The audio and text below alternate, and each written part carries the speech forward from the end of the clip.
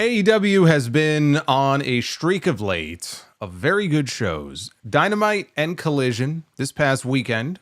We had Collision Grand Slam. They were in Australia, which I enjoyed. Thought that was the better wrestling show of the weekend. We got two great wrestling shows this weekend. So the question is, could they carry that momentum over into tonight's episode of Dynamite in Phoenix? And I was left with a question. Actually, I was left with a question even coming into this show tonight. But I was left with a question coming out of it as well. You know, we saw Kenny Omega and Will Ospreay on Saturday. Great match. Get a win over Kyle Fletcher and Konosuke Takeshita. When that match was over, Kenny Omega backstage challenged Takeshita to a match at Revolution for the International Championship. And he brought up the fact that, you know, Takeshita has beaten him twice before. Can you do it again? As if Omega was daring him to do it again, right? That was the challenge that he laid down at this man's feet. And then they announced that there would be a match on Dynamite tonight between Orange Cassidy, who has not wrestled in 6 weeks, and Roderick Strong, with the winner going on to challenge Takeshita for the international title on Dynamite next week. And the winner of that match would then go on to defend the championship at Revolution against Kenny Omega.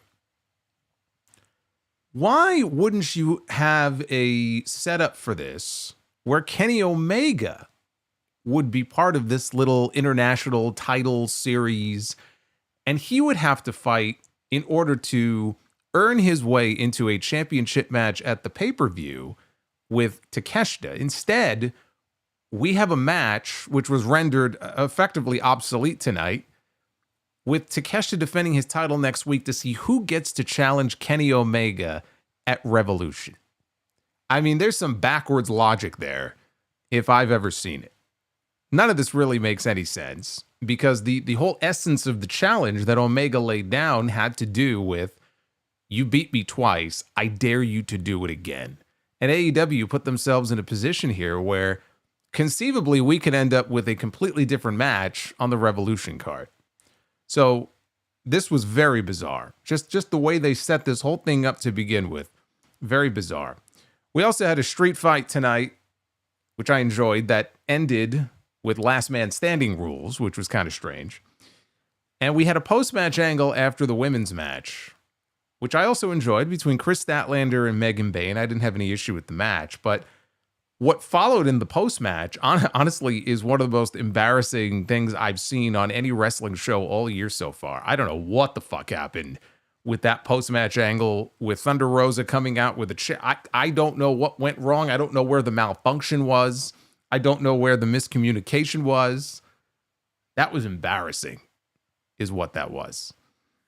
This was a show that was far from perfect and not as good as their recent shows. They peaked in the opening segment. We had a face-off with MJF and Hangman Adam Page, and I'm going to be getting into that right there. That was the peak of the show tonight. Everything that followed that was very hit or miss. There were things I liked. There were things I didn't. First hour of this show was definitely the more superior of the two, but this show was a lot more hit or miss than some of their other recent efforts have been. We're going to get into it all, though, because this is your AEW Dynamite review. It is February 19th, 2025. I am the Solomonster. Thank you so much for joining me here on a Wednesday night, as we do each and every week. Like and subscribe. You guys know the drill. Super chats are open. You will see them when and if they come in, popping up on your screen. And if so, we will hang out a little bit later on and go through your messages. And if you guys got questions about tonight's show, what did you think? Do you think the streak is over? Or do you think the streak continues? Did the streak die tonight like it did at the Superdome back at WrestleMania 30? Is the streak over? Chime in and let me know your thoughts. We'll get into that a little bit later on. Let's take it from the top here, because we had Excalibur on commentary tonight, along with Taz and Ian Riccaboni, who was sitting in for Tony Schiavone. I don't know why, because Tony was there. I thought he just wasn't at the show.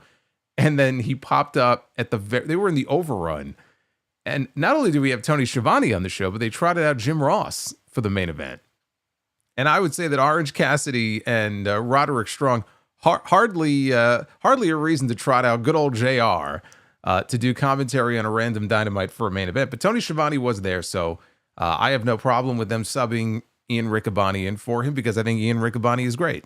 So they handled commentary for the night. MJF was out to the ring first for his face-to-face with Hangman Adam Page, and both men were told, we were told that both men were told, coming into the show tonight, no physicality whatsoever. No physicality. I don't know if they said the match would be off if there was, but there would be consequences if they got physical with each other. So basically we had that rule established because otherwise what's stopping them from tearing into each other? So then the Cowboy was out to the ring next, and both men were in the ring. So MJF spoke first, and he brought us back to AEW's very first year in 2019, right? The birth of this company. And the first ever Casino Battle Royal, where the winner would have the right to go on to become the first ever AEW World Heavyweight Champion. He says, I had that match won. And Hangman screwed him. He cheap-shotted him like a gutless little worm. So he had to scratch and claw his way to the top. And along the way, he says he beat some of the biggest names in all of AEW. And he mentioned a few names. He threw a few names out there at us. But looking down at his Dynamite Diamond ring, he was struggling to remember, who did I beat for this? And he said, yes, I remember who it was. It was Hangman. And he went on to become a 6-time Dynamite Diamond Ring champion. He main evented Wembley Stadium, the greatest and longest reigning AEW World Heavyweight Champion of all time. And do you know why? Is what he asked Hangman here. Because his name is Maxwell Jacob Friedman, and then he did his usual catchphrase. So then it was Hangman's turn. And Hangman wanted to know why he was talking to him like, I don't know who you are. I know exactly who you are. I know exactly who you are. I know exactly what you stand for. Because you're 28 years old and already a history-making career. But when you listed all of your accomplishments, you sounded very angry about it. Says, you still can't be happy. You're still an angry person. Is it because there's something that you still have not been able to win from them? Right? He points at the fans. So that angered MJF. He touched a nerve with that. MJF snapped at him and told him to shut his mouth. And he said he doesn't give a damn about them. He just thinks it's funny that these hypocrites get to decide who's morally redeemable and who's not. Says Hangman's had everything handed to him. Why? Why? Because the fans woke up and decided that he got to be the main character? A man who drank someone else's blood? A man who drove a syringe through a human being's face? The guy who burned a man's house down to ash? But he's the good guy, right? And everybody cheered. Because the fans are really the heels. I've been saying this for the longest time. We are the heels. I am the heel. You are the heel. So they cheered every time he mentioned something horrendous that Hangman did in his career. The syringe, burning the guy's house down, everything. They all cheered. So he says these morons will chant cowboy shit at the top of their lungs, which of course, cue the chants. Everybody loves Hangman Adam Page, but he has a question for him. After everything that you've done, do you love you? Did you love yourself after you ended the career of your mentor? After you demolished that worthless, talentless jobber hack, Christopher Daniels? Hangman snapped at him at that point and told him Daniels is 10 times the man that MJF will ever be. And if he could rip out his own spine and give it to him, he would do it in a heartbeat. And if there's a wrestling company in our lifetimes, he gave a part of his life to it. And he went out fighting for his life. Says he died a warrior's death. Like he's in the fucking coffin and they're wheeling it into the morgue. He died a warrior's death, he said. And he knows that he would not have had it any other way. Says he took care of pro wrestling even when pro wrestling did not take care of him. He is the best of us, all of us. And it's men and women like him that we have the chance to stand in this ring tonight. Don't ever forget it. That's why we are here. And it's that selflessness and that humility that I don't think you understand. You don't have the stomach for it. Says, let me ask you, if your career ended tonight, this is him addressing MJF now. Said that if your career ended tonight, what would they say about you? Would they say that you're a credit to this sport?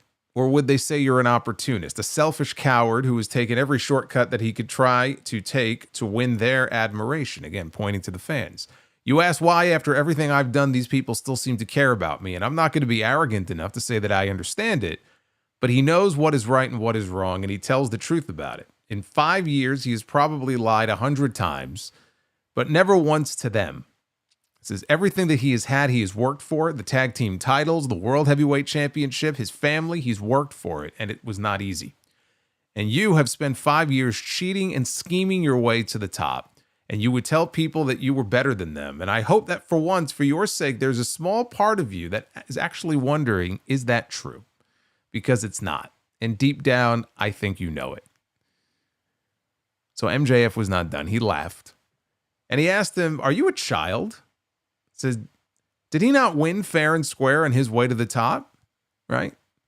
He goes, I didn't win fair and square on my way to the top. Who cares? He goes, the history books don't give a damn how you get the job done. He said, before the doors of this company even opened, the powers that be decided that they were going to prop you up.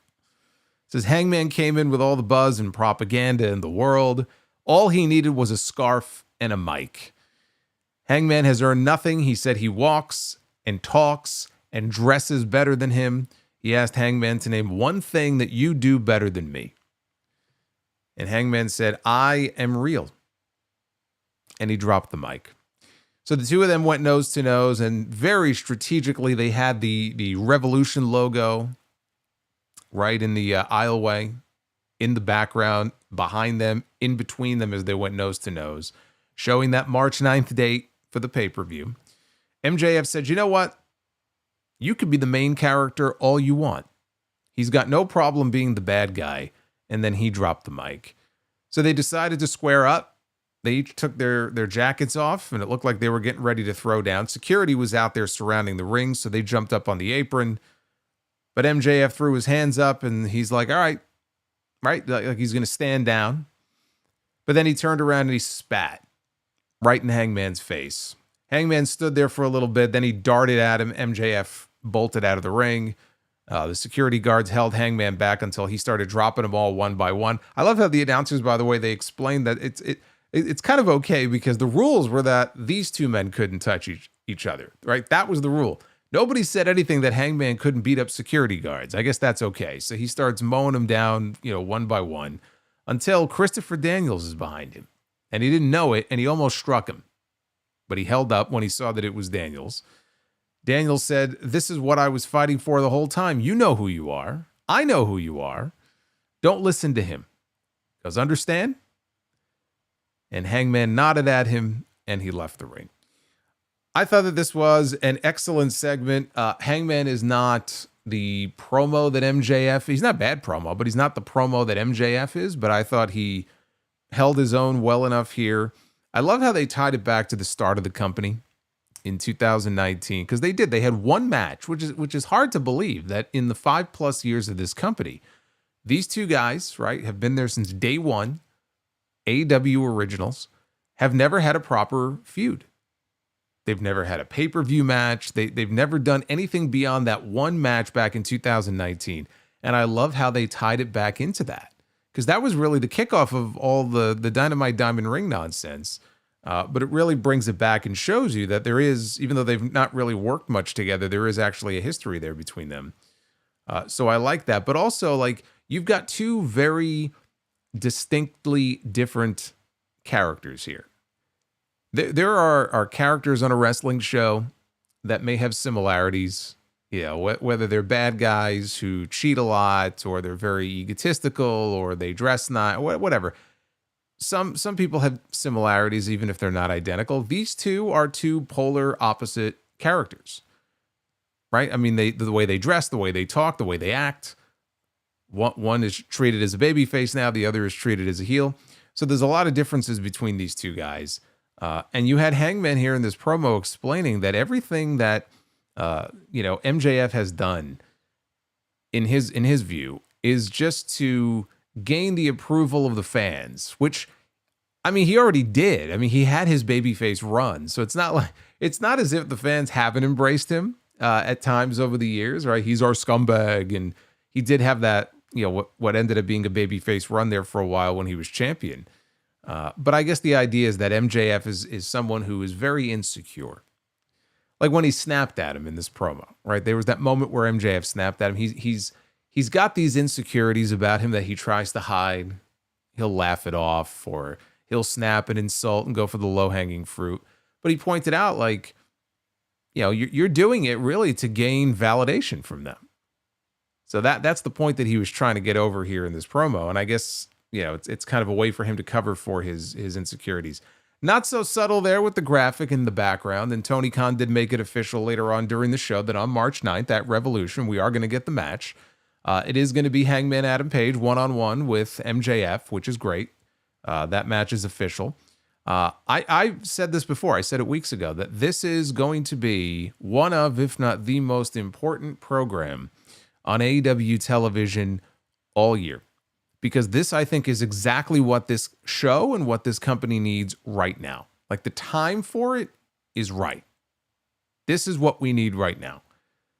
We don't need Hangman and Christopher Daniels. Obviously, that was like a little side story to feed into what this larger story is. MJF and Jeff Jarrett, it'll happen. It's on the back burner. That's exactly where it belongs. This right here is the feud that we need right now. And Revolution, I think, is only chapter 1. I think it would be insane for it to be kind of a one and done thing. I don't think anybody really honestly expects this to be one and done. Revolution is chapter 1. We have a ways to go until we get to Texas at All In. And there's only one man right now who I think should be the AEW World Heavyweight Champion coming out of that show. And it's one of the two people in this feud. But we have a ways to go. We still have months until we get there. So right now, one way that you kill time and one way that you build to that taking place, we have the first match at Revolution. And honestly, that's a match that MJF ought to win. And I think that's how I would see it playing out. But you got all this time. You have MJF, he could win that first match at Revolution. You get a second match out of it. And then maybe you do a third match in the Owen Hart tournament.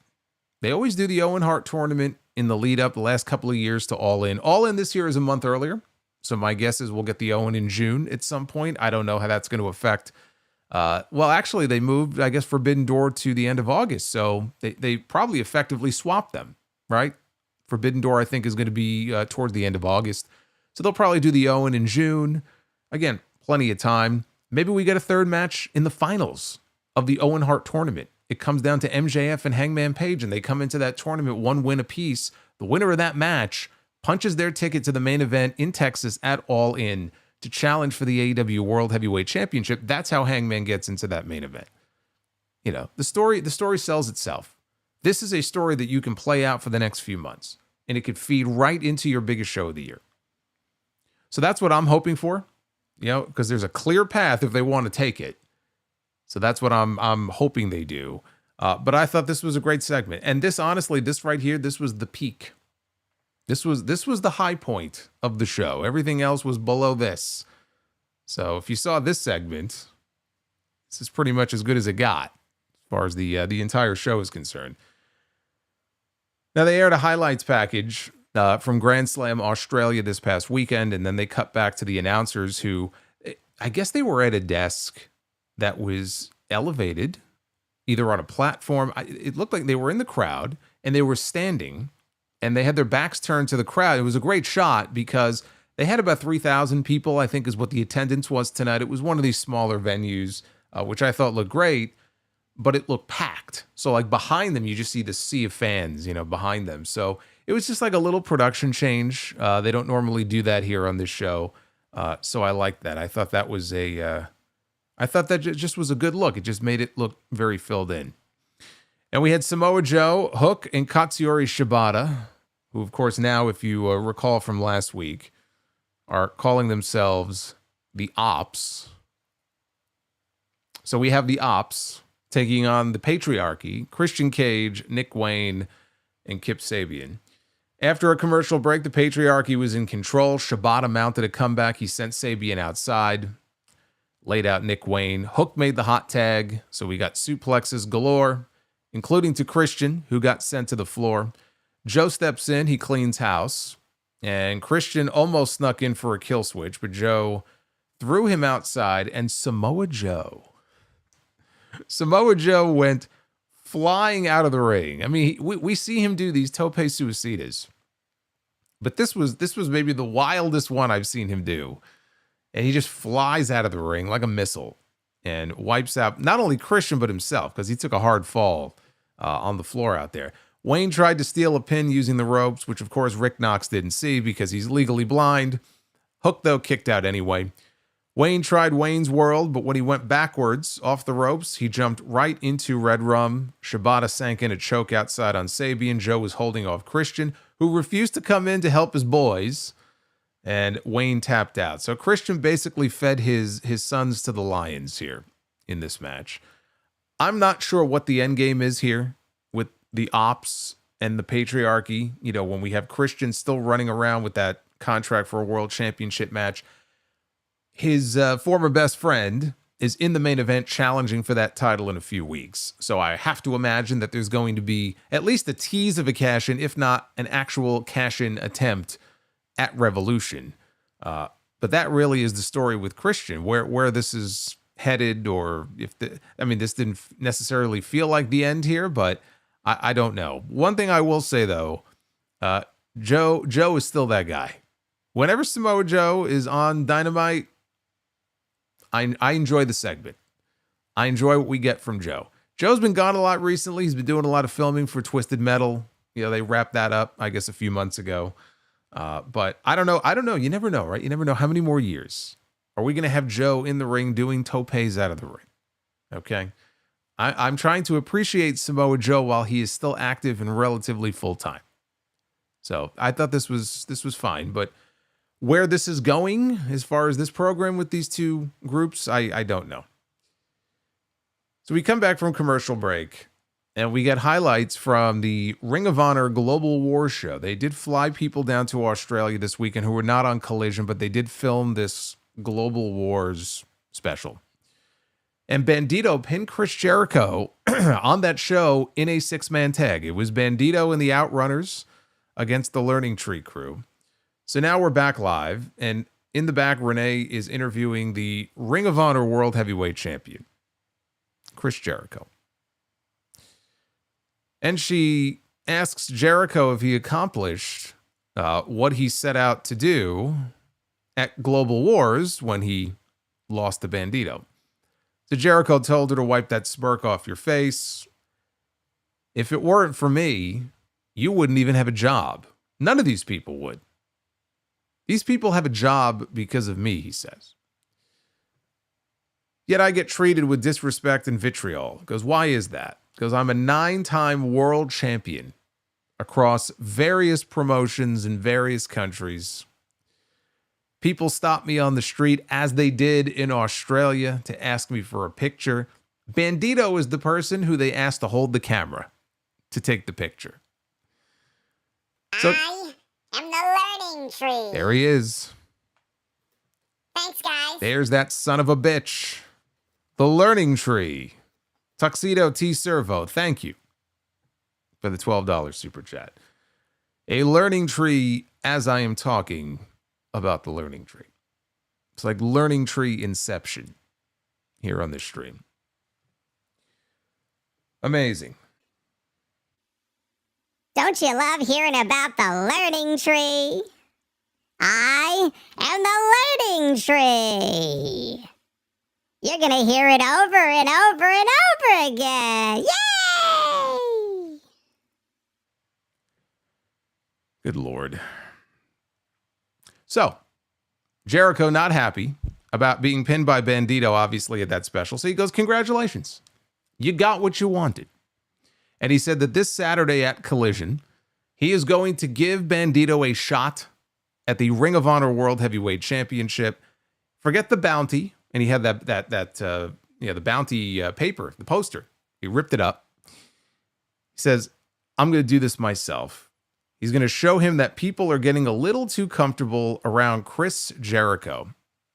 But he didn't just say Chris Jericho. They actually bleeped it. So I guess live in the arena, he must have cursed, because basically he said, Chris Jericho. So that's what we heard on TV. But Jericho was very angry here in this segment. He was not very happy. So anyway, that match is coming up on Collision this weekend. Up next, we had a street fight. Yes, we did. We had a street fight. Anything goes. See, I told you the learning tree was going to send me off the deep end one of these days. One of these days, I'm just going to... What was that song? Yeah, they're coming to take me away. Haha. Remember that song, right? I sang that once, many years ago on the Sound Off. I don't remember who sings the song. It was like, they're coming to take me away. Haha. They're coming to take me away. Ho ho. Hee hee. That's going to be me. All those learning trees. Eventually, you just go nuts. We had a street fight. Anything goes. Powerhouse Hobbs taking on Big Bill. And they brawled right as Bill got to the ring. And things immediately spilled into the crowd. They had a brawl through the stands. They brawled back to ringside. And Hobbs tossed Bill into the barricade at ringside. Bill caught Hobbs in the knee with an audio mixer. I don't know where he got that from. But he hit him in the knee with it. The knee that had the knee brace on, so the injured knee, previously injured knee. Bill grabbed a wrench from under the ring. Hobbs was able to avoid those strikes with it, though. Hobbs knocked the wrench out of his hand with a chair and then smashed it across his back a few times. Bill was able to recover the wrench, and he hit Hobbs in the head with it. He collapsed on the floor. So he was taunting the crowd, and while he did that, Hobbs came up bleeding from the head. And Bill delivered a Uranagi on the flat part of the ring steps. That took us into the commercial break. Later on, the action spilled outside onto the stage, and Hobbs hit Bill with a duffel bag full of bricks. As Bill did to Hobbs a month ago on Collision. So, as they say, turnabout is fair play. He hit him with a backpack full of bricks back on that show. Bill and Brian Keith, they had placed the steps on stage during the commercial break, and Hobbs slammed Bill onto the steps. And then he climbed up onto the steps, and he shoved Bill backwards. Now, it looked like he was trying for a choke slam at first, and then it was almost like he gave up and said, fuck it, and he just shoved him. And so Bill, and again, I say off the stage, what are we talking about, 3 feet, right? If that. It's not like a steep drop, but it's a drop.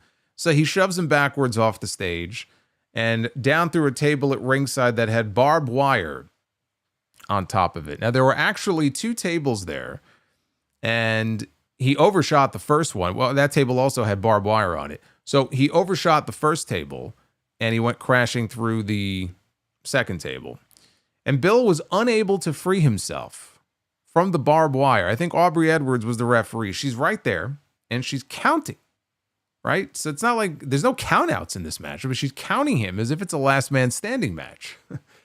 And Bill is like, he's stuck in the barbed wire. So he's conscious. He's not knocked out. He's trying to pull himself out of the barbed wire and he can't do it. And eventually, the referee counts to 10 and calls for the bell. So this street fight somehow ended up turning into a last man standing match.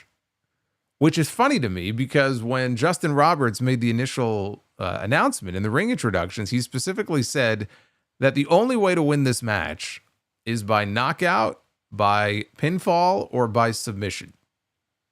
None of which actually occurred here in this match. So I would say that if Big Bill has a problem here, he could definitely protest the outcome of this match. Because it don't make no sense how this match ended that way. Whether you think that should have been one of the stipulations or not, that's not what Justin Roberts said at the beginning of this match, but that's how the match ended. Look, it was fine. Your typical garbage brawl. You have your plunder and your fucking barbed wire and shit. I'm so desensitized to it. When you have a random match on TV like this, it doesn't mean anything. It really doesn't in the grand scheme. So it was fine for what it was supposed to be. When Hobbs got hit with the bricks, if I recall, though, it was an injury angle, right? I don't think he was back on TV the very next week. I could be wrong, but it was weird, though, knowing that, and then here with Bill, getting the same treatment, and, the match just went on.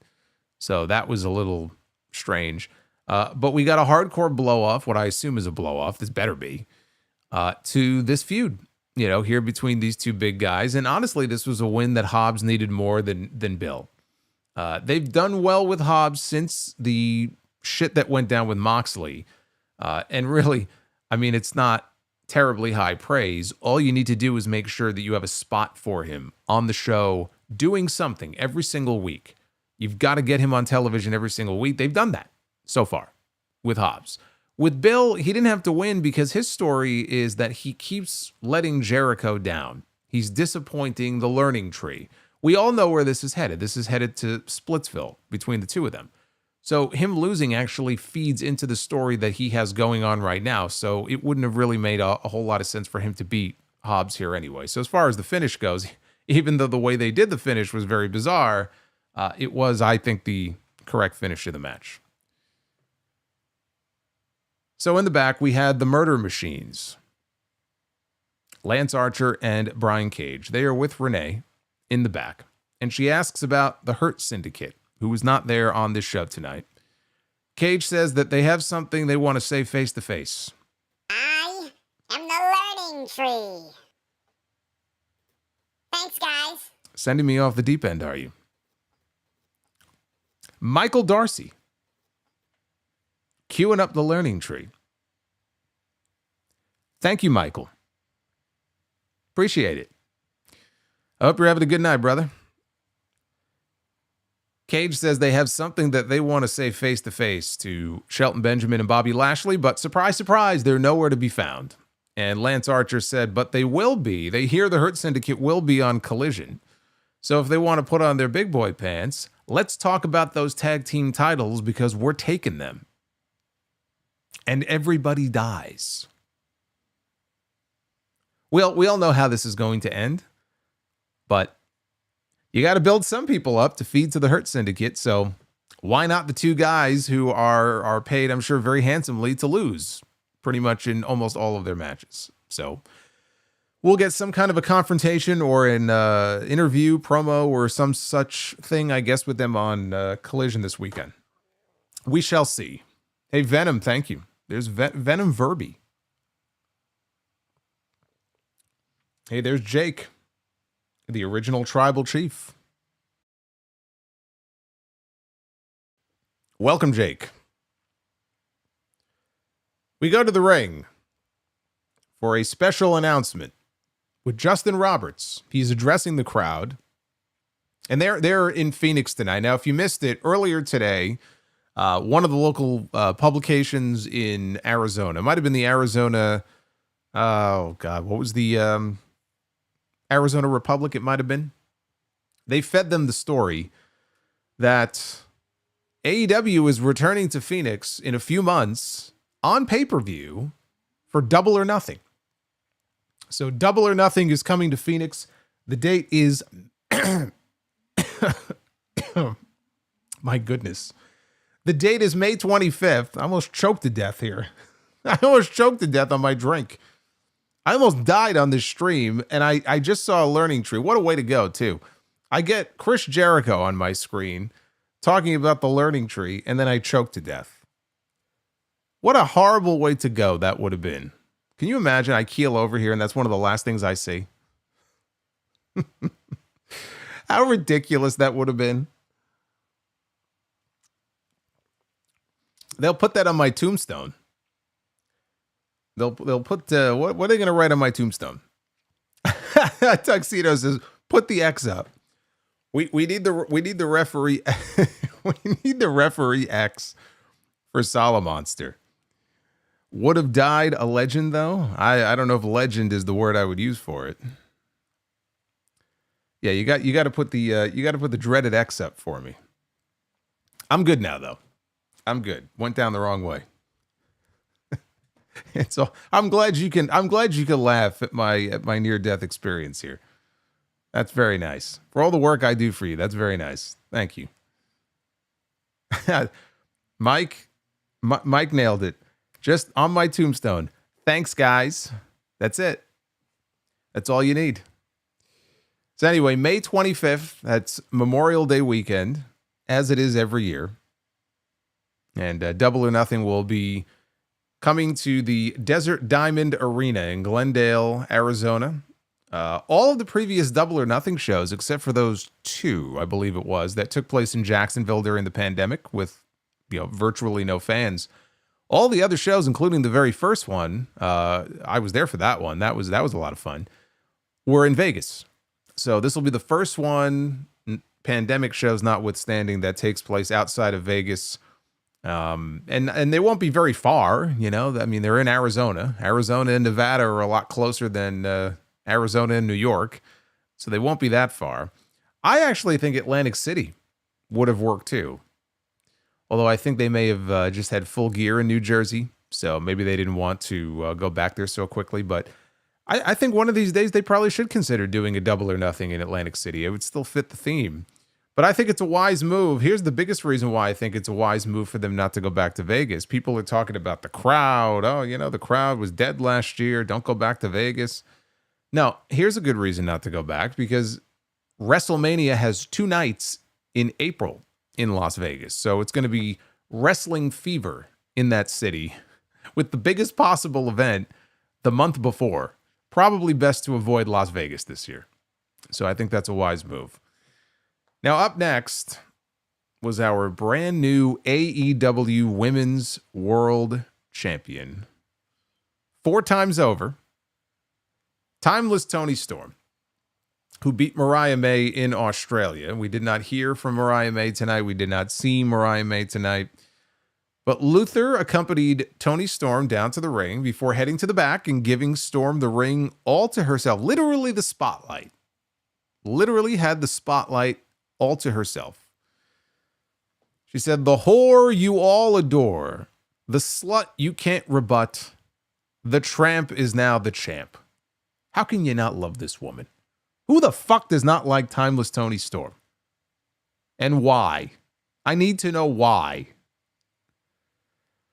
The whore you all adore, the slut you can't rebut, the tramp is now the champ. Storm, she brought up the woman from hell, who she beat for the title, calling Mariah May a sick bitch who gave Storm the fight of her life. And Toni said that she beat her with her small package. And as folks say, good things come in small packages. But Mariah should have worn protection, as Toni railed her with... as Toni railed her with the biggest package that there's ever been. She said Mariah has been banished and compromised to a permanent end. Holy shit, she used the infamous John Cena line. Mariah bin Laden has been permanently compromised. We can all rest easy. So she plugged her upcoming film, Queen of the Ring, which she is in. That's coming out on March 7th. And then she continued on with her promo, saying that she's here to defend her title against the best, whether that's Kris Statlander, Willow Nightingale, or Wendy Richter. And she said whoever wants to go face-to-face, tit-to-tit, or lip-to-lip, she's not hard to find, as God is a woman and her name is Timeless. And she drops the mic and she gives a bow and a pose as they very slowly fade to black. Toni Storm is a treasure who must be protected. Absolutely a treasure that must be protected. Who steps up next is the question coming out of this. She mentioned Kris Statlander. She mentioned Willow Nightingale. I don't think that was a sign that those are going to be the people next in line, but she was just kind of running down some names. I still think the answer is Mariah May. We got a pay-per-view coming up in a couple of weeks. That's not enough time to build up a brand new challenger. I think you have Mariah May return to the show next week, lay a beat down on Toni Storm, or even just cut a, kind of a mean promo on her and say that you didn't beat me, I beat myself, because she beat her with a small package. It was hardly a decisive win at Grand Slam. And I think that's why they did that finish, frankly, the way that they did, because they were not done yet. Well, now they're 1 win apiece. Mariah won in Wembley. Toni won in Brisbane. And now they're going to go to Revolution, all tied up. and they have the blow-off match at Revolution. And then they go their separate ways. Because as I said in my Grand Slam review, these two women have had a stranglehold on the world championship in this women's division now for like a year and a half. So it is time to move on and give other people some opportunities. You're not going to fucking do that in 2 weeks. Yeah, I'm going to get to it here in a second, but they booked a match for Revolution between Mercedes Moné and Momo Watanabe. Like, I don't give a fuck. I'm sorry, I don't. No offense to Momo Watanabe, but my God, she won a match on the pre-show at the Tokyo Dome at the beginning of the year that I had completely forgotten about, frankly, because there's been no mention of it recently. And all of a sudden, she's coming in to challenge Mercedes for her championship at Revolution. Okay. Great build. I don't want to see them do the same thing for the women's world title. Have a proper blow-off between them, maybe even a lights-out match. Frankly, I think the lights-out stipulation would be worthy of these two women. I know in the past they like to end the show with a lights-out match. I don't see them ending this show with a lights-out match between them, but that would be a fine stipulation. Last woman standing. I mean, you could do any number of stipulations, but as far as who's next in line, I think that's who it is, and I think that's how it should be. Winston says women's ladder match. Sure, yeah, you could do that. You could do that, but do it at Revolution, and then take your time as you build to whoever the next challenger is. I was looking before I went live. I took a look real quick at the women's roster as it's currently listed on the AEW roster page. There was no one name, honestly, that jumped out at me. Because the names that I'm thinking of, those are not the names I want to see Toni Storm defend against in her first or second title defense. When I think of someone like a Jamie Hayter, she's someone who I want to see built back up to, some semblance of what she used to be, and you do that match in the summer, So I'm not even jumping into a Jamie Hayter or a Megan Bayne who only just debuted on TV. So I'm looking at some of the other names, and nobody really jumps out at me. There's Athena. It's very clear to me that that's not going to happen. So I don't know. I don't know when she does wrap up with Mariah May, who that next person is going to be. But we should hold off on that until after Revolution. We got a video package for Gabe Kidd. Gabe Kidd from New Japan Pro Wrestling is coming to Collision this Saturday. And he's having a career year so far with that big match he had with Kenny Omega at the Tokyo Dome. Great match at the beginning of the year. He had a match with Yota Tsuji a few weeks ago that ended in a double knockout that I did see. That was also very good. But it's just very funny to me. They put him in the graphic and they said, Gabe Kidd is coming to Collision this weekend. And yeah, and I know it was a work to build up his match with Omega, but still, as he was promoting his match with Omega, which AEW never did. So it was all on him, honestly. And those promos he cut burying Tony Khan and burying this company. It was all on Gabe Kidd to really get people excited for that match. And all he talked about was he's just completely shit on AEW. And I remember specifically in one of the promos, I think my favorite part of the whole thing, he was talking about how, should I be worried that they might not sign me, to a contract? And he's like, why? So they can bring me into Dynamite for a few matches and then I could sit backstage in catering for 24 weeks. I'm like, well, he's not wrong. He kind of has a point. He's like, bring me in and sit me in catering for 24 weeks to do fuck all. Here he is, though. He's coming in, so you could see Gabe Kidd on Collision this weekend. Renee was backstage with Willow Nightingale, who says that she was given a minute. I suddenly have a stomach ache. Eminem has activated Brie mode for the first time tonight here on the stream. Eminem with the $25 super chat. Eminem, thank you very much. I do appreciate it. But Willow said she was given a minute of precious television time last week, only to be interrupted by Renee's husband and Marina Shafir. Right on cue, Marina Shafir busts into the shot and attacks her. And Jon Moxley walks into the shot And he brings the cameraman out onto the stage with him, and Wheeler fucking Yuta is with him as well. So Moxley takes the microphone to the ring, and he's all fired up. He sounded angry. I don't know why. He fucking won the match on Saturday, which was a bizarre finish for that match. But he looked angry. You would if you'd missed Grand Slam and you tuned into Dynamite tonight, you would think that he lost. You would think the Death Riders lost to Adam Copeland and Jay White on Saturday, but you would be wrong. Well, Moxley said that he's the champion of the world, which means this is his mic, this is his camera, these are my people, you're in my seats. No one comes into my house and challenges me like Adam Copeland did. Says Copeland isn't here. He's probably still face down in the dirt in Australia after Moxley nearly popped his head off with his bare hands. If Copeland comes to Revolution, Moxley will finish the job.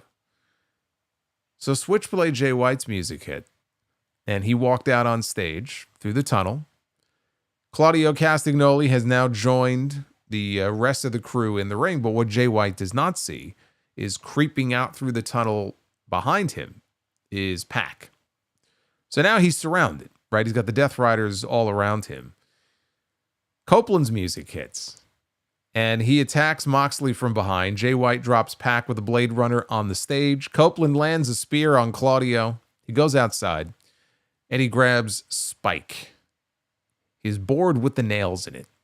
Brings it into the ring, and took a swing at Moxley. Couldn't connect. He chased Moxley into the crowd with Spike, and he had a microphone. And Copeland said that Moxley has no spine. So he's going to take his goon squad out one by one until it's man-to-man at Revolution, and he will kick Moxley's ass. This was certainly an angle. I don't know what else you want me to say about it. I mean, they're building up to a match I don't really care for. I just can't get into this.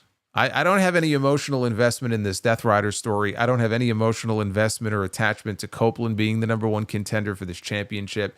I want them to move past this to whatever comes next. But that finish on Saturday makes you really wonder, are they going to do a title change at Revolution?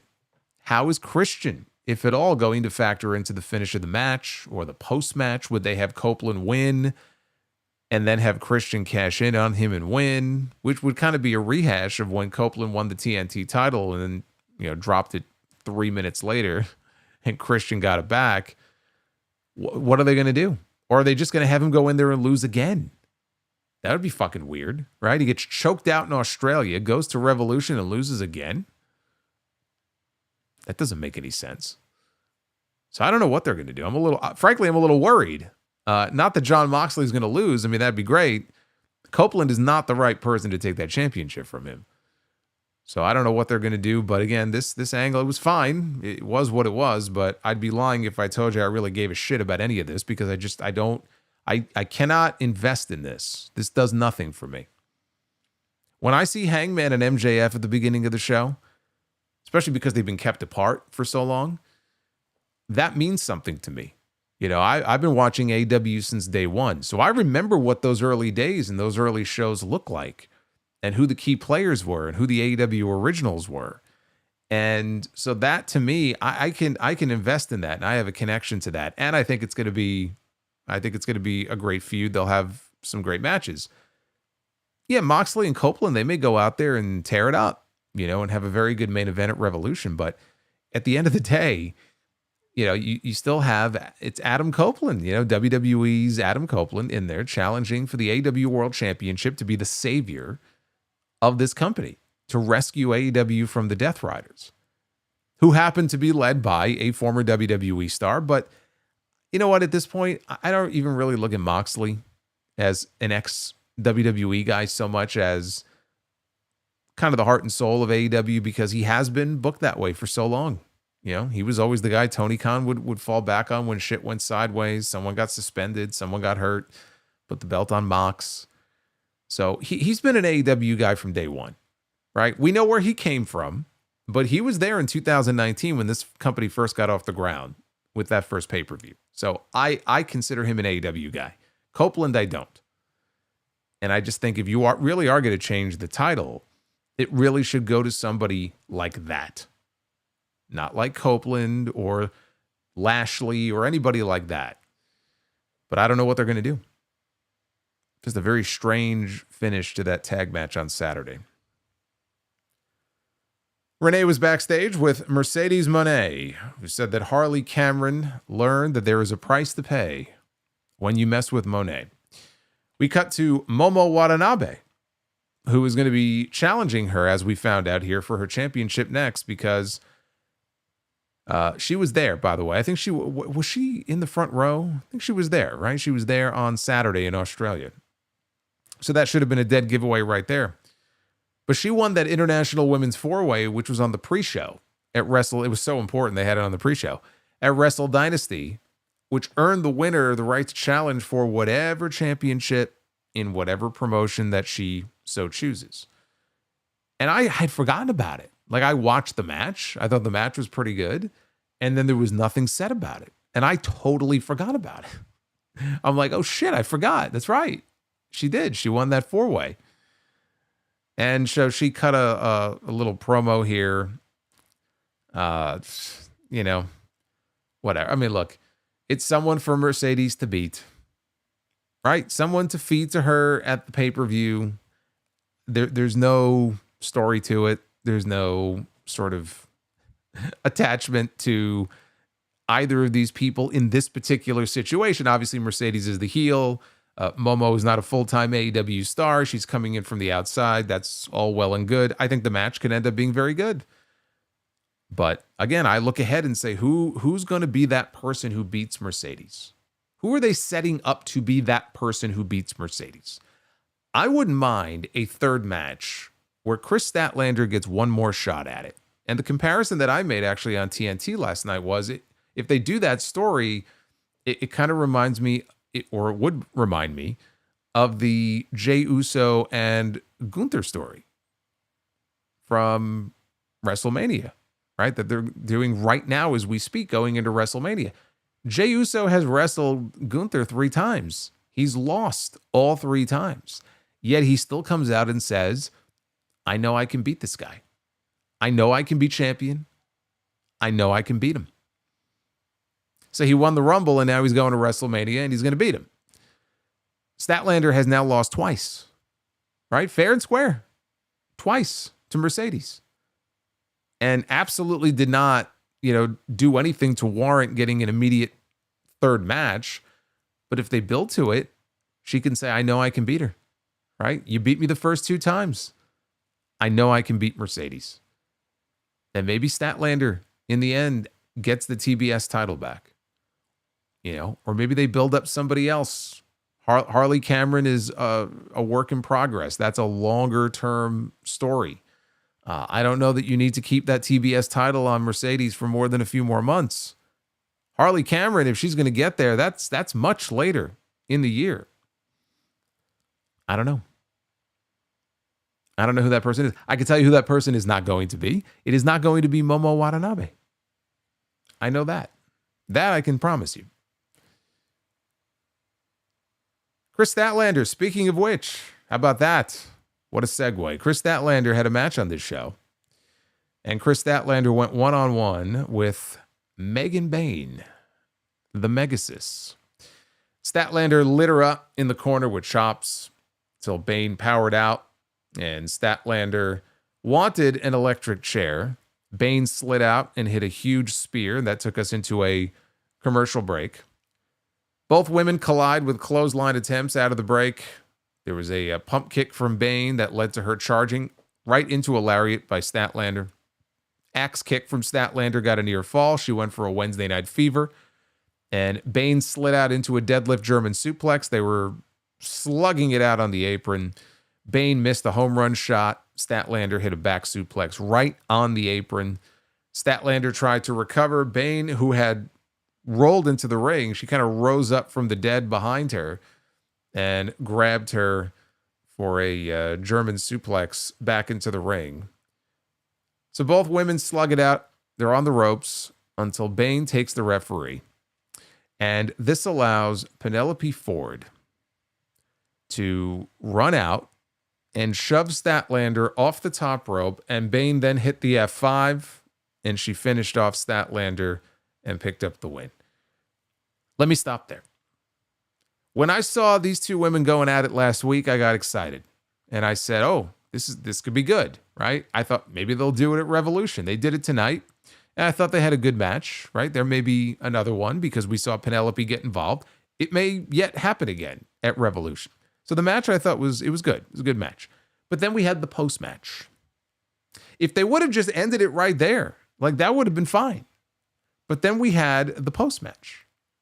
And I'm still trying to like wrap my head around what happened here. Penelope Ford gets in the ring. And she is attacking Kris Statlander. It's a 2-on-1 attack, right? Because Megan's there as well. So it's basically 2-on-1. And Thunder Rosa comes out. Thunder Rosa comes out wielding a steel chair. Now, even though there are two women in the ring, right? I mean, Statlander is down. So there's two women in the ring. She's outnumbered. She's got a chair. The chair is the equalizer. So you would expect that as she is hitting the ring, and there was not a long aisleway here. It's a small venue.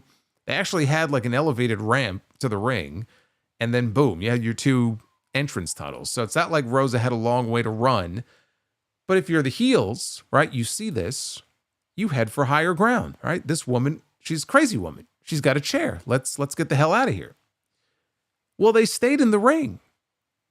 So Thunder Rosa gets into the ring. She's got a chair. You have now put Thunder, by not leaving the ring or having referees come out to get between them, you have put Thunder Rosa, the babyface now, in this horrible position because she either has to swing the chair, which obviously they don't want her to do. She's not supposed to.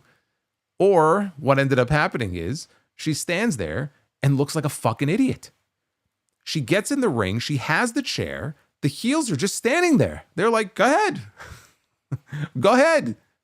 Do something about it. And Rosa, she hauls back like she's going to hit Penelope with it and then brings the chair and then stops. And I'm like, what is going on here? Then Penelope Ford, she grabs the chair to try to wrestle it away from her. So like they're jockeying now for the chair, which Rosa still has possession of. The heels, by the way, they're not even selling fear or nothing. They have smiles on their faces. It's like they're laughing. And Thunder Rosa has to stand there and look like a fucking idiot. And then the heels just leave. I have no idea what happened here. This was horrendous.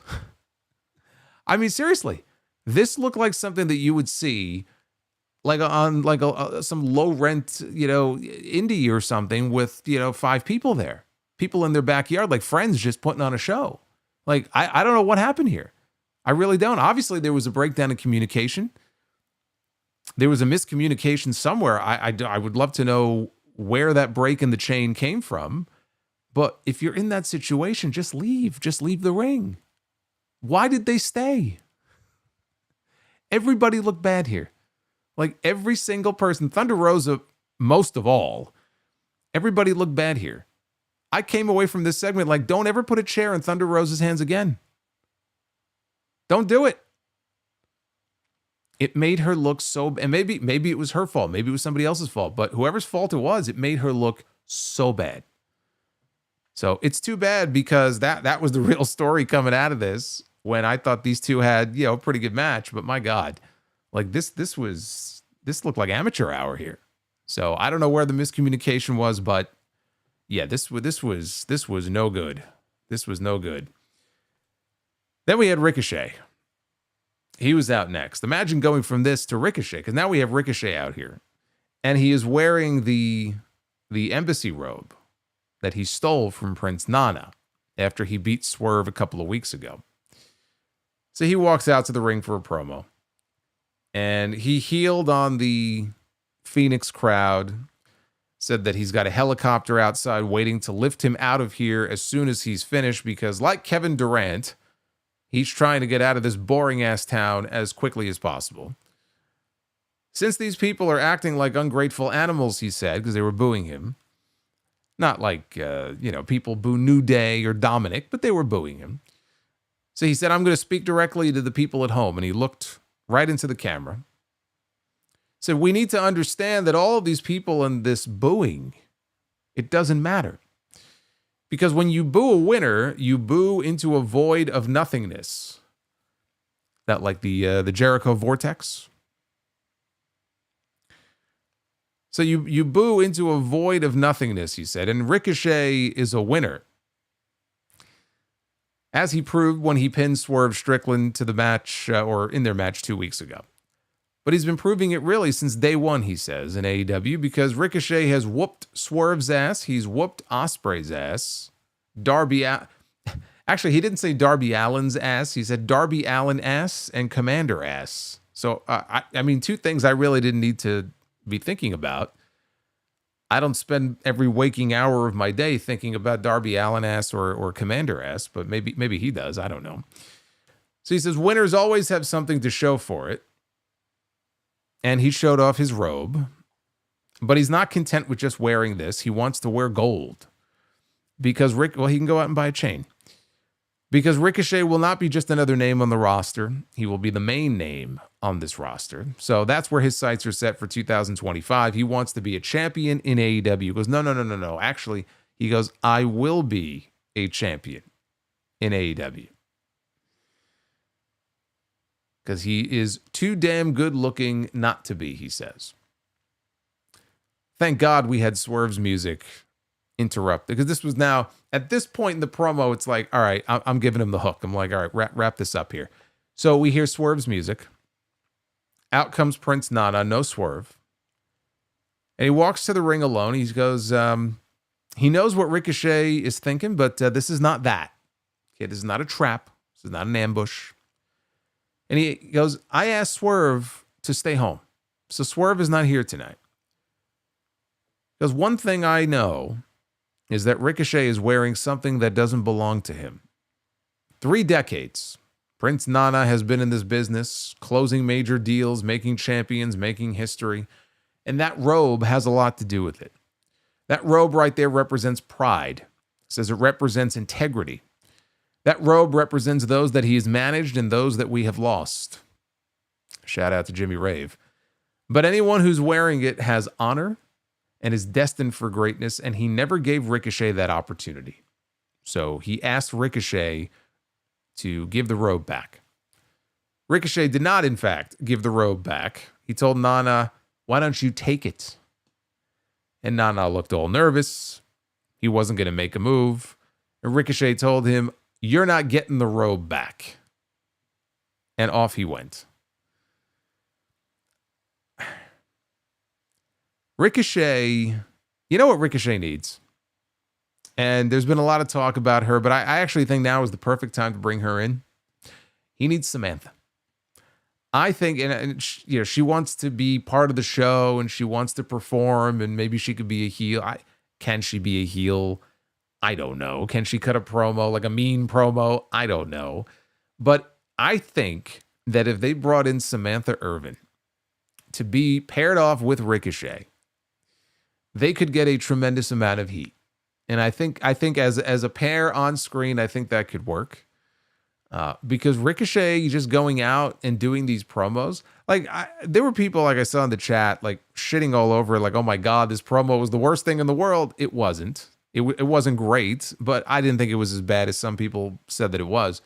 But I do think that could be the missing ingredient to really kind of put him over the top as far as getting him that level of hate that you would want him to get on this show. Because then he could just gloat and brag of, oh, look what I have. You know what I mean? And she obviously has talked about wanting to be more than just a ring announcer. You know, you haven't seen the last of me in wrestling, and I wanted to be a manager, and I wanted to do this and contribute in this way. Well, you know what? What do you have to lose? Give her the chance. Maybe you end up striking gold, heel gold with these two. Maybe they'll get all kinds of heat. I don't know. But that's what I was thinking when this was over. She should be out there doing at least some of the talking for him, instead of him being out there for 10 minutes cutting a promo by himself. If this was half the length, then I think that would have been a lot better. But it just got to a point where it's like when I heard the music and Nana came out, I go like, oh, thank God. Thank God. It was time. It was time.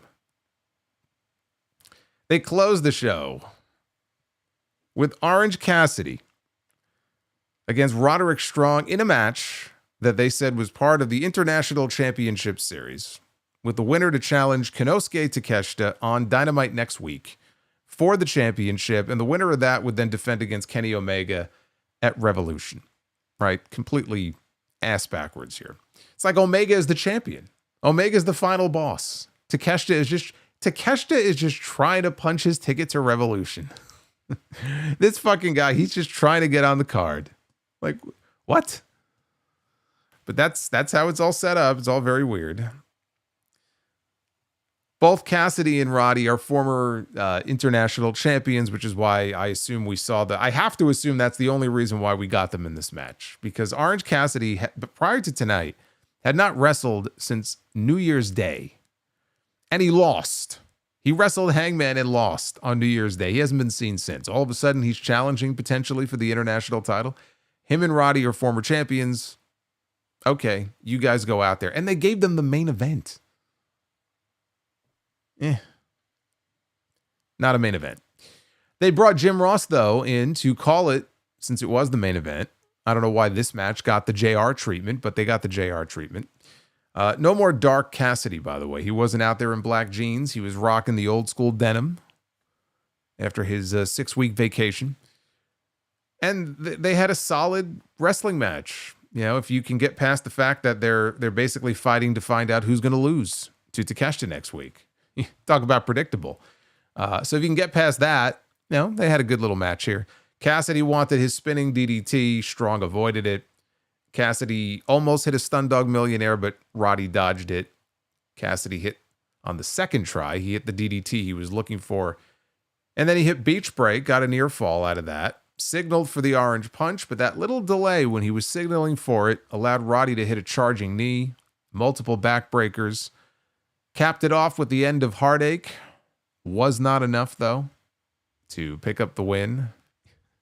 Yes, Hurricane says a Rampage main event. Well, we can't have those anymore. But yes, you are correct. So there was a stronghold attempt by Roddy, countered into a roll-up for 2. Strong was up first to hit another backbreaker into a clover leaf. Cassidy got the ropes.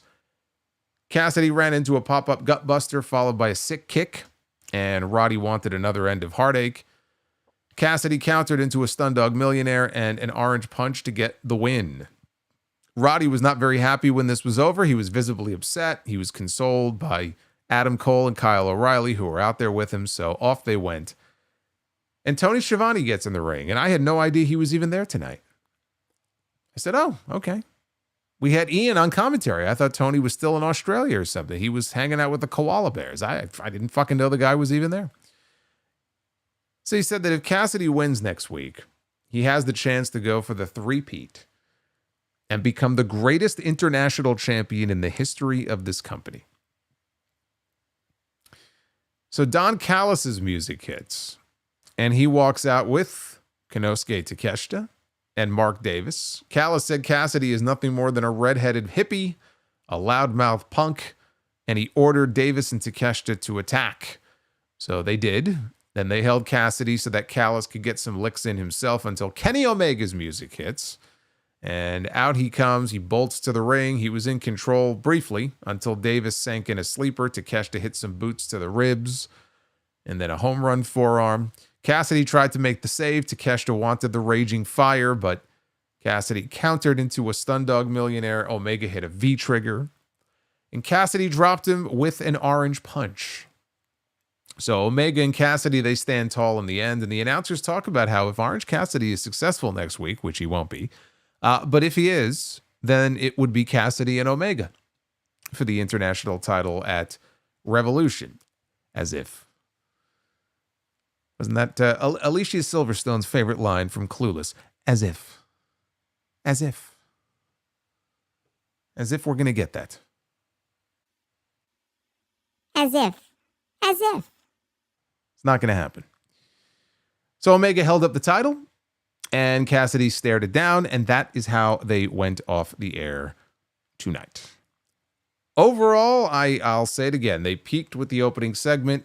After that, it was hit or miss. There were some things I liked. There were a bunch of things that I thought were completely ridiculous.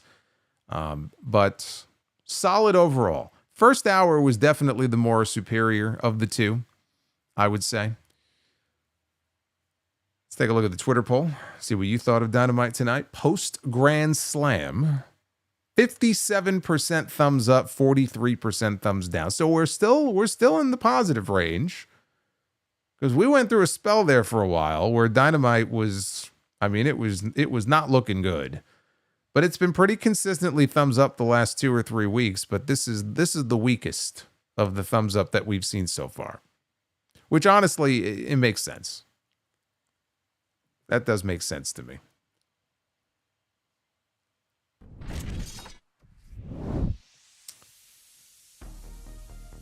All right, let's take a look at your super chats here. One of my favorite parts. Let's get into it here. Hope you guys have had a good Wednesday as we cap it off here. 5 minutes from midnight here on the East Coast. We are currently at 300 likes, which is not good. So if we're going to do Be the Booker tonight, you're going to have to try harder than that. So get those likes up, or we may have to table that for Friday. So go ahead and do that. All right, let's start here with our boy, Brother Fluff Salisbury. Came in earlier with a $10 super chat. So thank you, Solo, for your kind words during the most surreal weekend of my life. When I got to my dad's place today, my parents' wedding rings were laid out with a note that said, "For the wedding." Wow. Well, having read the email you sent me, that's pretty powerful stuff. And again, my condolences to you. Fluff lost his dad a few days ago, but popped the question to his partner. All of this happened right around the same time. So, I mean, it's kind of a mix of emotions right now for him, but I'm thinking about you, brother. Thank you for the support. And that's tough.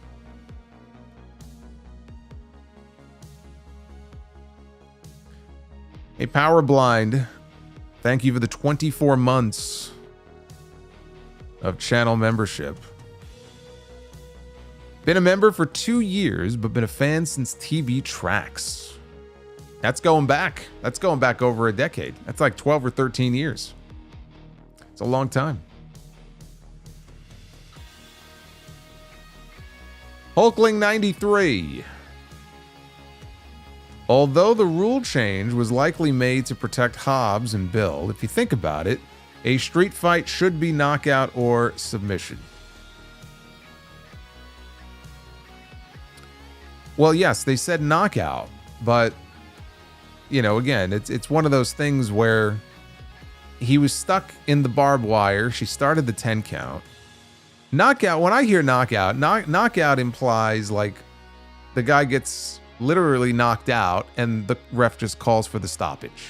I guess it's a matter of perspective. You could say, well, in a last man standing match, that's technically a knockout if you can't, you know, get up by the 10 count. I see that as a last man standing stipulation. To me, that's like a different thing altogether. Maybe they saw it a different way. I just thought it was a little odd. Ed Swoggle. I'm not too upset I missed this show in person, but I guess I'm not saving money after all, now with Double or Nothing in May and on sale this week. Yeah, man, you get to go to Double or Nothing. They're going to be coming to town. Although Glendale, right? Technically Glendale, not Phoenix. They were in Phoenix tonight.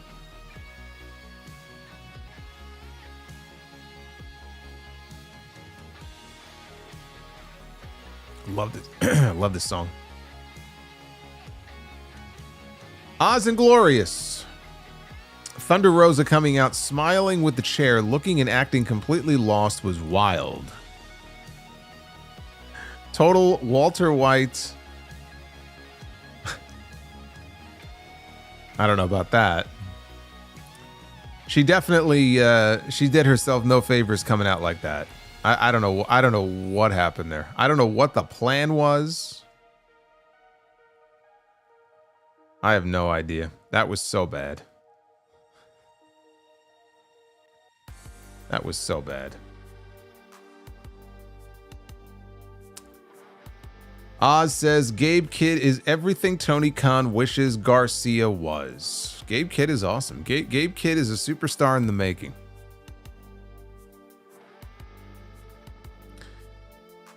Says 400 likes. And Elon will start coughing in 3 days. Where are we? Where are we now on the likes? Let's take a look and see. Yeah, we're getting up there, but it's slow. Oz says Joe Hendry blowing Logan Paul on X equals big fail. Well, he's trying to ingratiate himself with all the WWE folks. He'll be working there at some point.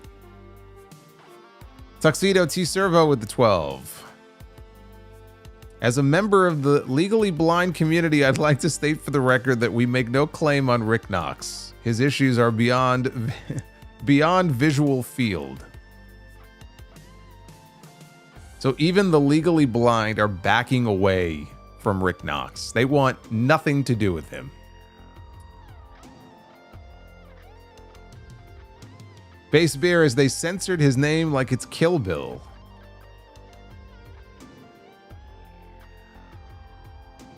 Talking about Jericho. Michael Darcy, I think we should take a moment and thank Chris Jericho for everyone singing Adam Copeland's theme in Australia. Jericho truly is a trendsetter. Yes, thank you, Chris Jericho. Because apparently that all started with him.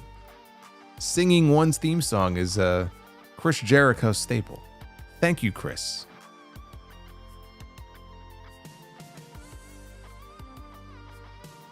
Verum Verbi. If Brie Mode joined Y2J, she would be the Learning Brie. She would be Tree Mode.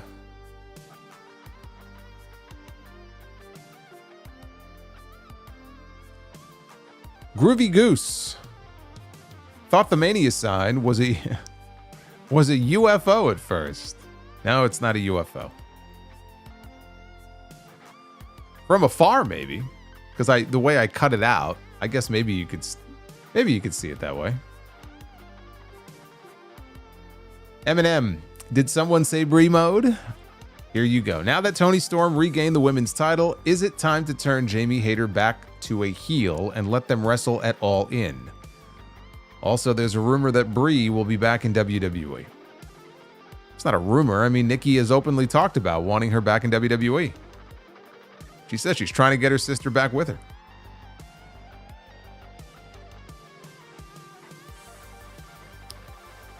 I don't even think you need to turn Jamie Hayter heel. You could. I don't think you even have to bother, like, heel, babyface. Doesn't matter. Let the fans choose who they're hotter for in that case. That would be a great match to book for that Texas show at All In. And it would give them time in between now and then to really build Hayter back up to that level where she should be contending for a world title. I do miss the old Jamie Hayter, though. I'm not going to lie. This version of Jamie Hayter is just so divorced from what I remember from Jamie before she got hurt. I wish we could get that Jamie back. I hope we can. I hope so. Groovy Goose, thanks for the stream, Solomonster. It's nice knowing we have a rational and reliable place for wrestling news. Watch out for choking hazards. I'm going to try.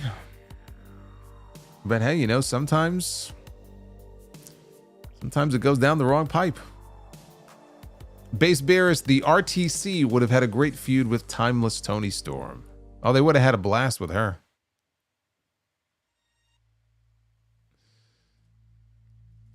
Oz and Glorious. RJ City is a treasure for quarterbacking Tony's story. Yep. He has been a big part of the creative process when it comes to that character. To what extent, I don't know. I'm sure it's a collaboration with Tony and him, the other Tony.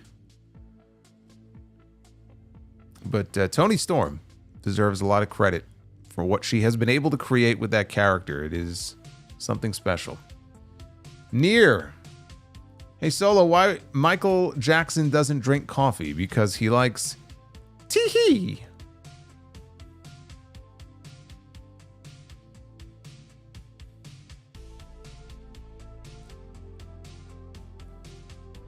Thank you, Near.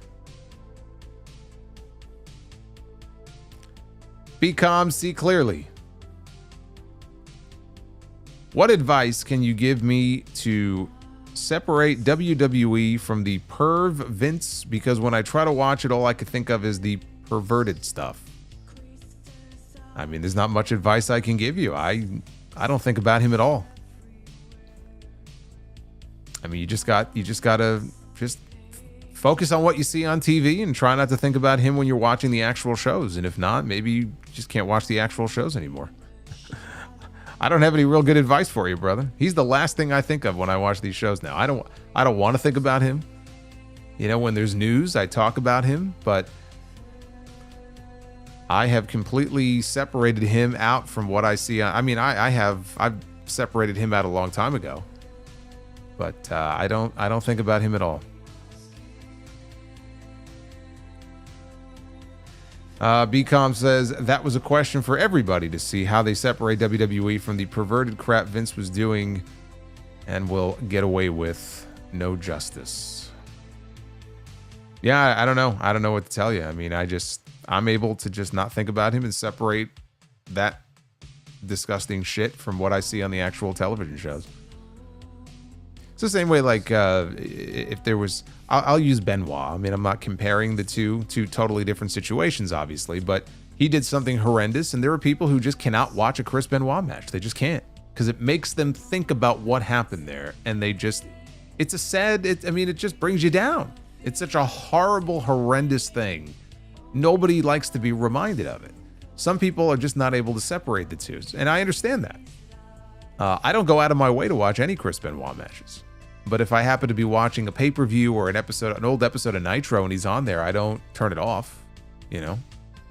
I'm like, oh, okay, there he is. And then I just go on with my day, you know? But I can understand, you know, some people, it just puts them in a bad headspace and they just don't want to even see the guy's face because it makes them think about the horrible thing that happened.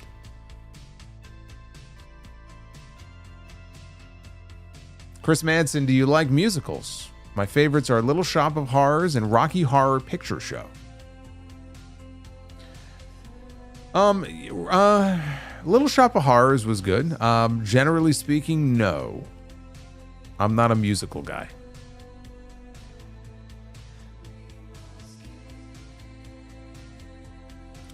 Alex, what was your favorite match from the inaugural All In from 2018? Are there any subsequent AEW pay-per-views that come close or pass this one?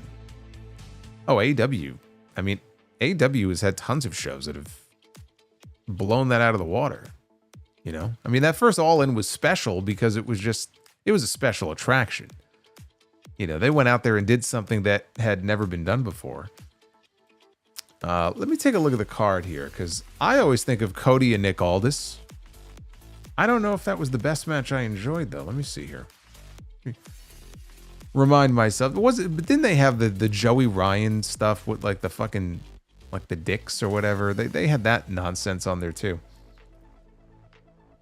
Let me see here. Oh, that's right. We had Kenny and Penta. That was awesome, actually. Kenny and Penta had a great match. No, I think I'm going to stick with Cody and Aldis, though. I think that was probably my favorite match on the show.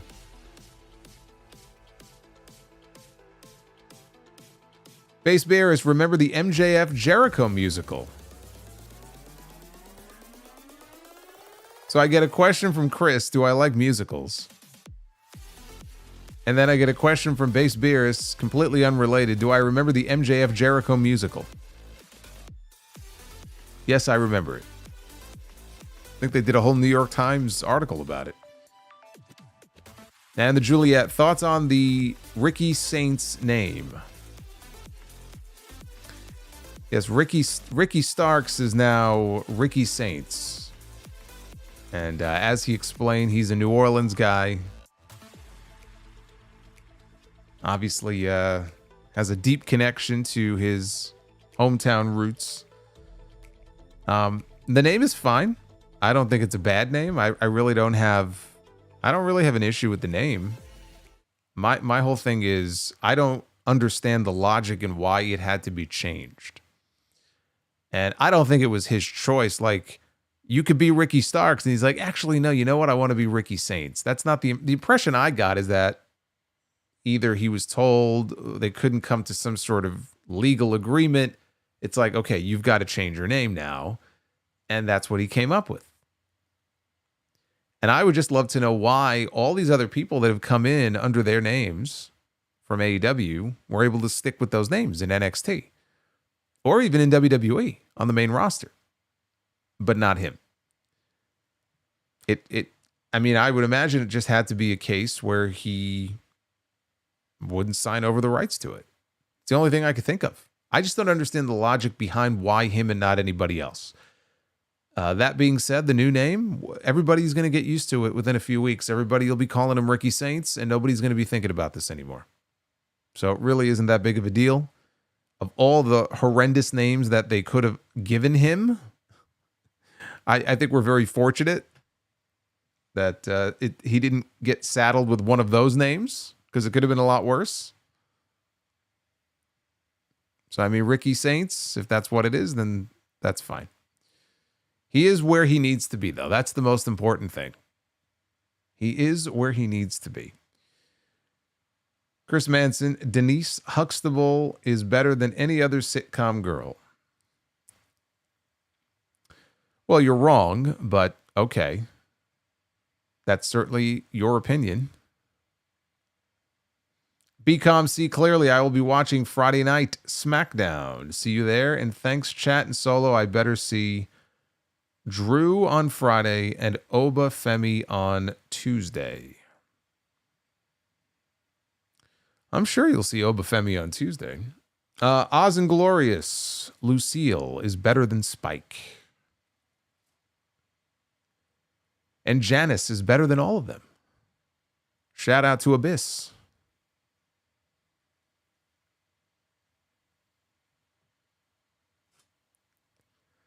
Uh-oh. Look at this. You've Chris has unleashed all of the sitcom girls that are ranked above Denise Huxtable, and there are many.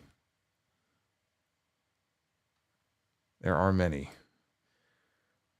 All right, well, we fell short of the goal tonight. A very quiet night. It's one of those nights, but we'll try again on Friday. We're going to have to table Be the Booker. Be the Booker is going to stay in its case. It is locked away in the chest, and it will not be making an appearance tonight, unfortunately, but we will try on Friday night. That is the next time I am back with you. We will be talking SmackDown on Friday night. Hopefully better than a lot of the other recent editions of SmackDown have been. I certainly hope so. And if you missed episode 900 of the Sound Off, or 901, what am I up to at this point? 901, right? 901. 2.5 hours. Go check it out. A lot of content. Some of it, not all of it. Some of it up on the channel right now. Alex, YouTube needs to change the rule where if you join a live stream, you automatically have to click the thumbs up button or you get banned for 30 days. I don't know about that. I appreciate I appreciate you looking out, but I don't think that's going to happen.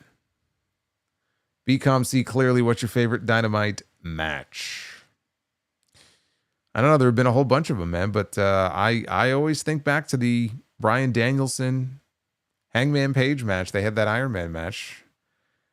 That was fucking great. Will Ospreay, MJF last year, they had a great one too. It's hard to narrow it down to just one.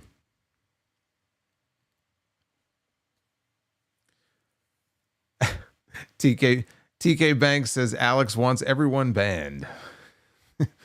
Yeah, Alex, I mean, you gotta be realistic about this. I don't want half the channel to be banned. Van Dam just wanted to appreciate you, brother. Thank you, Van Dam. Well, I appreciate you very much. I appreciate that. And I'm going to give you some cheers. What a kind message.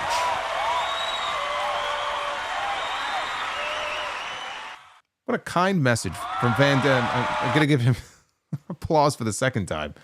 Thank you, Van Dam. He just wanted to show appreciation. Thank you. And John, 760 here and no 400. I don't. Hey, don't look at me. I have to host the show. The rest is up to you guys.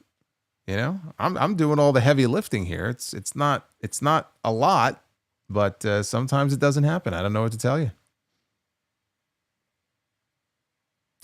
That's how it goes on the Dynamite stream sometimes. It's not like Raw and SmackDown. I wish it was. I wish it was like those Dynamites 2021 and 2019. It just isn't that way. Crazy. Is it possible for the return of This Week in Wrestling History? In the future, yes. In the future. But the thing is, like, you got to put some separation between it. You do it, you can't just run it back the next year or the year after because you get to repeat a lot of the same news. You got to let a few years go by.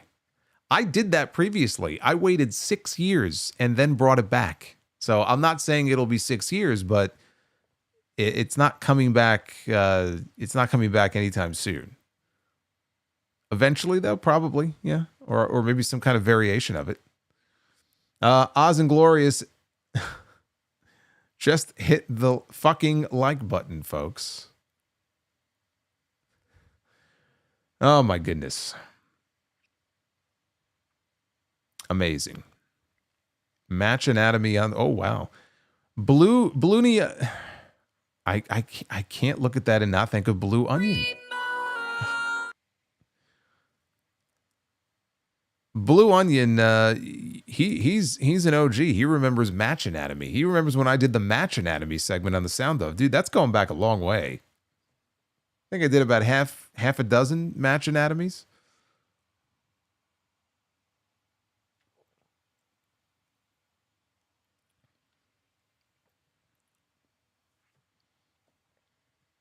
Oh, we got a bunch of them here. Alex says Bree. Says get to 400. Oz says, what is that device in front of you? It's called a microphone. And it's attached to an arm. I know this is going to blow your mind here, but that's usually how it works. So, it's all brand new. Thanks for noticing. Hope it sounds good. Thank you, Oz. It better be. For all the money I spent. Aaron with the $20 super chat. Hey, Solo, been a while. Just joined the stream and wanted to say thanks for the entertainment that you provide. Been going through some rough things lately, but you are a big constant for me. Love you, Solo. Well, Aaron, we are always here. You are always welcome, as you well know. I don't know what you're going through, but hopefully you'll get through it. Hopefully it's nothing too serious, and thank you. I appreciate the support always from Aaron. Aaron has dropped some big bombs in the past here on this stream. Thank you, Aaron. Hey, the Wrestler, thank you. Thank you very much.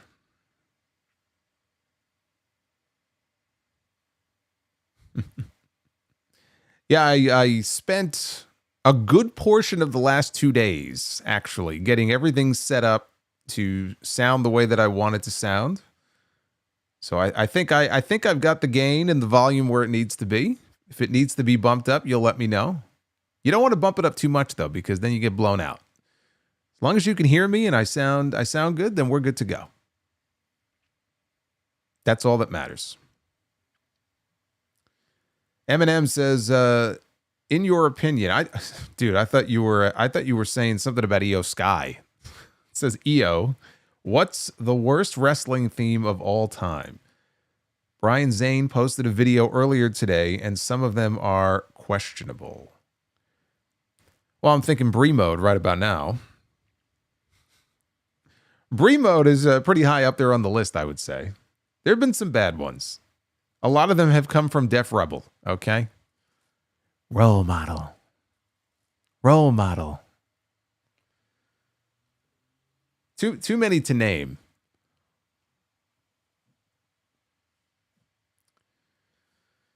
But I think we could all say in unison, you know, if I was invited to do a live podcast at a school auditorium and I had a room full of students who were listening to me and hanging on to my every word, and I had no microphone, all I had was like a megaphone, then I had to stand up in front of the entire school and say one thing to them. All these kids, all these little kids, I would stand up there on stage with my megaphone, and this is what I would say. Fuck Def Rebel. For all the kids in the back, fuck them. Get my message across. And everybody would cheer.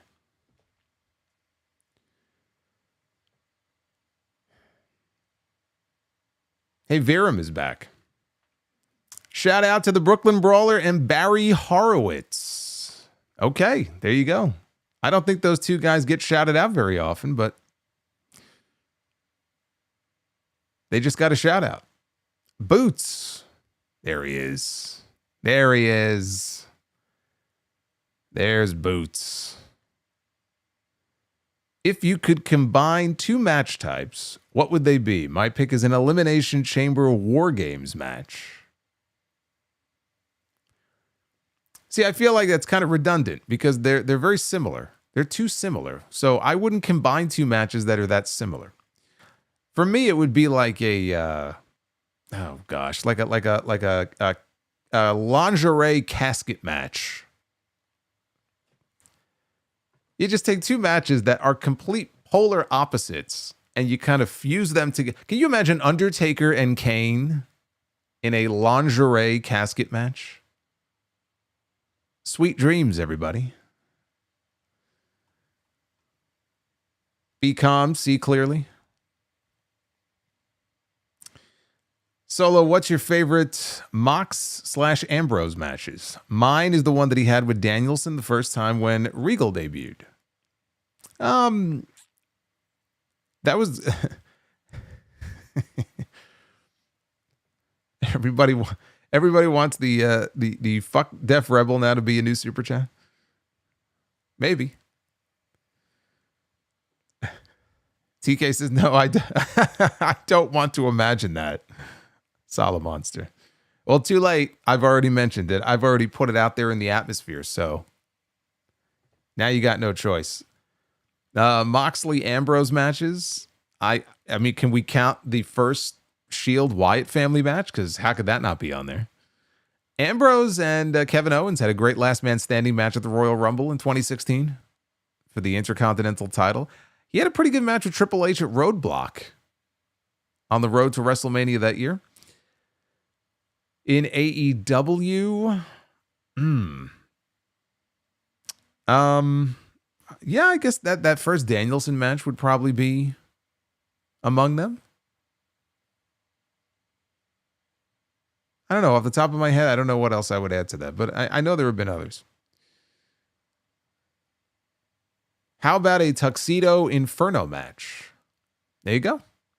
That works. An Undertaker lingerie ladder match. All right, now you're getting a little weird. Now you're starting to frighten me. Retro KOH, who remembers the infamous Michael Jackson rant? I do. Episode 75. 2009. I remember it like it was yesterday. John, lazy, like the button.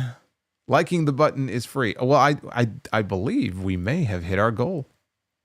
Yes, we did. We had an influx of messages. We are now at 411 likes. Hey, who knows? We hit 500. We might have to do a double dose to be the booker. That's probably a little too much. I think that's. I don't think you guys can handle that. Oz, thank you for the $2. Be calm, see clearly. You all are like family as well. Thanks and much love. Always. We are always here. You know where to find us. Base Beerus, be the booker on ice. I got the chest open here. I just flipped the lid open. We're going to take it out of the chest here in just a minute. Retro KOH, Def Rebel music will never be as bad as Bastion Booger's supposed entrance theme. We should all be grateful that mid-90s had some awful entrances. Or we should all be grateful. And then he says mid-90s had some awful entrances. Well, I mean, every era has some awful entrances. There's some pretty fucking terrible ones now, too. I mean, Bastion Booger was pretty bad. Wasn't it just like like gas? I think it was like someone having gas and belching and farting, and that was his theme music. That's pretty bad. John says, I need to run to the ATM and please extend the show until we get to 400. Do you take food stamps? I don't. Visa, MasterCard, or PayPal. That's it. Boots, Royal Rumble Lumberjack match. Not a fan. First Blood Bra and Panties match. I was going to say something and make a joke, and I'm not going to do that. Viram with the $1.99 solo. Why did Dale Wolf never get a main event push? Well, because Dale Wolf just didn't have the passion. He just didn't have it in him. He couldn't hang. Some people just don't have it. Whatever it is, they just don't have it. All right, well, you guys, you waited an awfully long time, but we did ultimately hit the goal, and so you know what that means. It's time to be the booker. Ladies and gentlemen, it is now time to be the booker. I didn't think it was going to happen. I did not think it was going to happen. Did I not import the... No, I did. I thought for a second I forgot to import the new mic input in here. I was like, can they hear me? I hope I'm still not working off the old input. And then I saw it. So we're good. Be the booker. Here we go. Be kind of funny. We weren't even going to do this if we end up just sweeping it. Clean sweep tonight. How great would that be? Well, I had to go ahead and shoot my mouth off. We have the Stooges, Pat Patterson and Gerald Briscoe, with the Briscoe Brothers Body Shop phone number on his shirt. I have a great video up, by the way, a clip from the Sound Off this weekend. It's up on the channel now regarding Briscoe. I think you might find it pretty cool, so you could check that out. But yeah, this is oh boy, this is not going in the right direction here. The Briscoe brothers, not the Briscoe brothers, the team of Briscoe and Patterson. Well, so much for that. I had to go and shoot my mouth off. Pat Patterson and Gerald Briscoe against Men on a Mission. How close are we to 500 likes? Maybe we can get that second round, huh? 417? Yeah, okay, that's not going to happen. Well, there won't be any clean sweep tonight. I'm sorry, guys. I need to come up with a new sound effect for that, like a super buzz. Like, I feel like a regular buzz is just not enough. I may have to get a buzz for some of these Be the Booker installments. All right, women's Be the Booker, Mayu Iwatani. The legendary Mayu Iwatani is with us.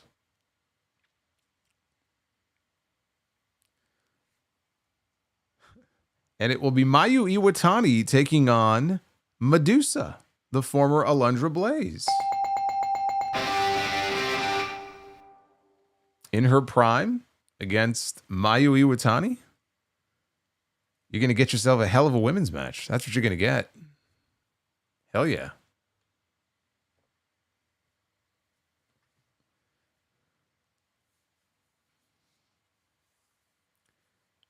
And we got the main event.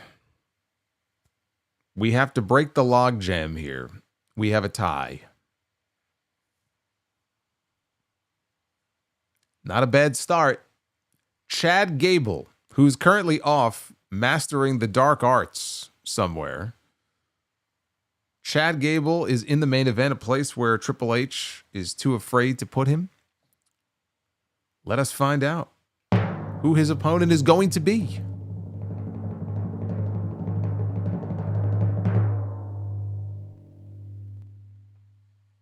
Chad Gable against Johnny Gargano, which I think has the potential to be a very good match.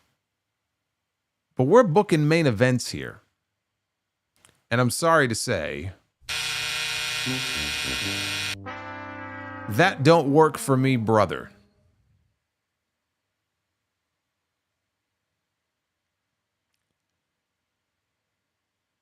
Kills me to do it. Kills me to do it. But I can't sit here and shit on Orange Cassidy against Roderick Strong in the main event spot and then give a bell to Johnny Gargano against Chad Gable in my main event. Can't do it. I'd be a hypocrite if I did that. Can't do it.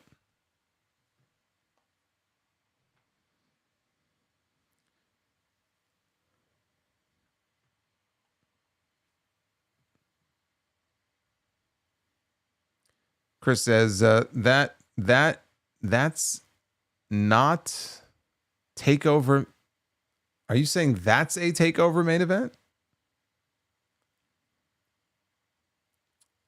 Well, I'm not booking a takeover main event. I'm booking a current modern day main event. And that is not a main event. Actually, you know what? I take that back. That could be the main event on main event, but not on my show. Aaron is back. Another $20 drop. Look at this. That Michael Jackson rant. If you know, you know. 75 all the way to 901 and counting. I became a Solo fan in 2010, and you're still the best wrestling personality going today. GOAT. Thank you, Aaron. That means a lot. Knowing that you've been hanging on for that long is pretty cool. That's a very long time. I mean, that's 15 years. That's 15 years. Like, that's commitment right there. And the fact that you still remember that episode, and that episode came out in 2009, just blows my mind. Aaron, thank you very much.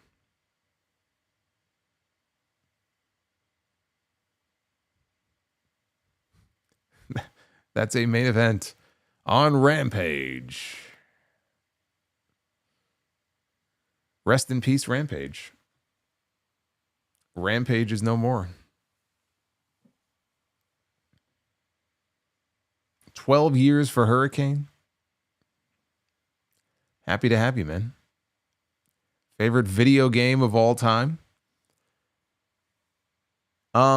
It's close because it's either Super Mario Brothers 3 or Super Mario World. And I tend to lean towards 3. I think for me it would be Super Mario Brothers 3.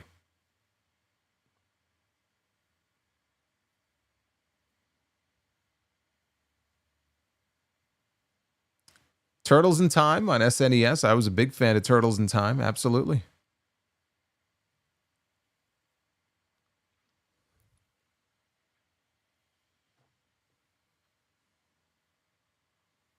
And of course, yeah, I have to throw this one in there too.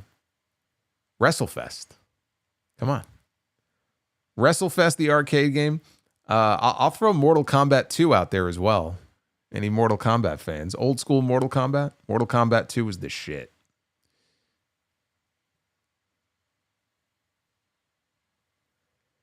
Eminem says, what's your best rant? Michael Jackson or Hell in a Cell 2019? I know which one is my favorite. It's Hell in a Cell 2019. Much more to rant about there. They gave me endless material.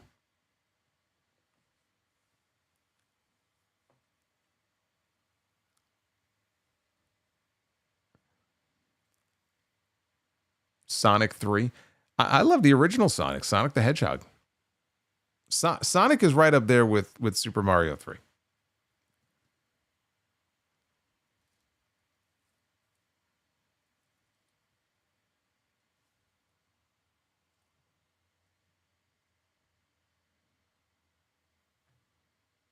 Is the Michael Jackson rant on YouTube? On YouTube, no.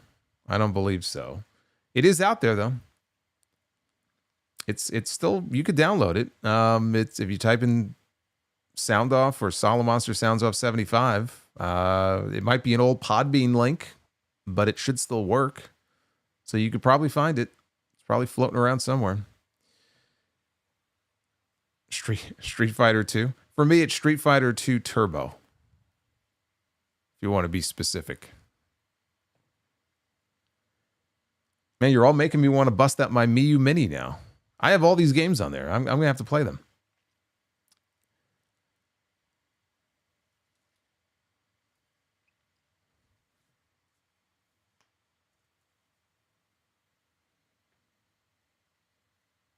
My favorite rant is the Rawful. Worst Raw ever. Oh, from 2018. That is on YouTube. I think that has over 100,000 views.